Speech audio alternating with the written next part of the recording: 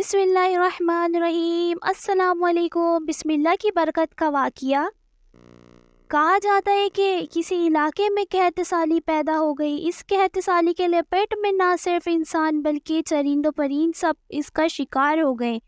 مویشی مالکان بے حد پریشان تھے۔ اس دوران ایک مسجد کے مولوی نے جمعے کے خطبے میں نہایت یقین کے ساتھ یہ بات بتائی کہ اللہ کا نام لے کر یعنی بسم اللہ الرحمن الرحیم پڑھ کر دریا کو حکم دیا جائے تو وہ بھی نافرمانی نہیں کرتا۔ خطبہ سننے والوں میں ایک چوراہا بھی موجود تھا۔ مولوی کی یہ بات اس کے دل میں اتر گئی اور اس بات پر اس کا یقین کامل ہو گیا۔ اس نے واپس آ کر اپنی بکریاں کھولی اور سیدھا دریا پر چلا گیا۔ اونچی آواز میں بسم اللہ الرحمن الرحیم پڑھا اور دریا کو کہا اپنی بکریاں چرانے کے لیے دوسرے پار جانا چاہتا ہوں، اور اسے کہا کہ مجھے اپنے اوپر گزرنے دے۔ یہ کہہ کر اس نے اپنی بکریوں کو لیا اور دریا پر چلتا ہوا دریا پار کر گیا۔ دریا کے دوسری طرف کا علاقہ گھاس سے ہرا بھرا پڑا ہوا، درختوں کے پتے بھی سلامت تھے کیونکہ کسی کو یہاں تک آنے کی رسائی نہیں تھی۔ اس نے خوب اچھی طرح اپنی بکریوں کو سیر کروایا اور واپس لوٹ آیا۔ پھر یہ اس کا معمول بن گیا کہ وہ بکریاں پار چھوڑ کر واپس آ جاتا اور شام کو جا کر بکریاں واپس لے آتا۔ اس کی بکریوں کا وزن دگنا چگنا ہو گیا۔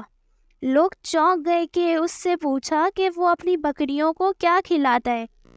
وہ سیدھا سادہ اور صاف دل نوجوان تھا۔ اس نے صاف صاف بات بتا دی کہ جناب میں تو بسم اللہ الرحمن الرحیم پڑھ کر دریا پر چل کر اپنی بکریاں دوسری طرف چرانے لے جاتا ہوں۔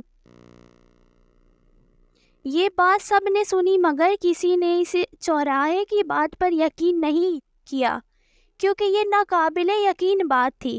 مگر بات ہوتے ہوتے مولوی صاحب کے پاس پہنچ گئی۔ مولوی صاحب نے اس چوراہے کو بلایا اور سارا ماجرا پوچھا۔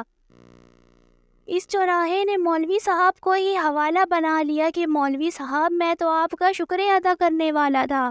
آپ نے جمعے کے خطبے میں جو نسخہ بتایا تھا کہ بسم اللہ الرحمن الرحیم کہہ کر دریا کو بھی حکم دو تو وہ بھی انکار نہیں کرتا، تو میں نے تو بس آپ کے اس نسخے پر عمل کیا۔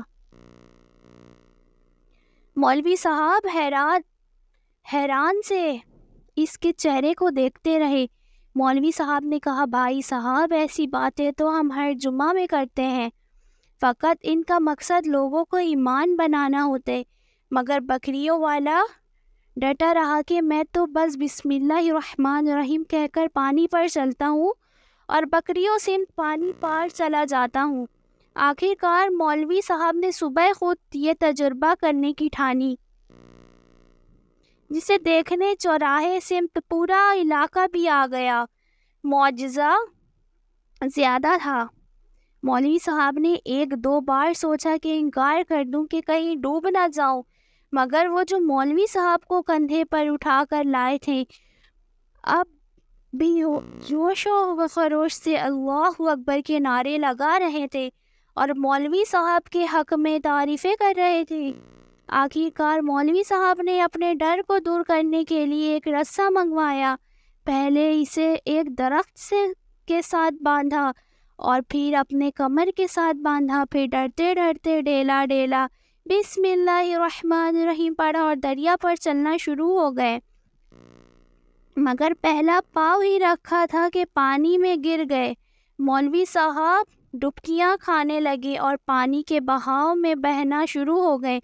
لوگوں نے کھینچ کھینچ کر باہر نکالا۔ مولوی صاحب کی حرکت نے چوراہے کو پریشان کر دیا کہ مولوی صاحب بسم اللہ الرحمن الرحیم کو یہ کیا ہو گیا ہے، کیونکہ اس کا یہ روز کا معمول تھا۔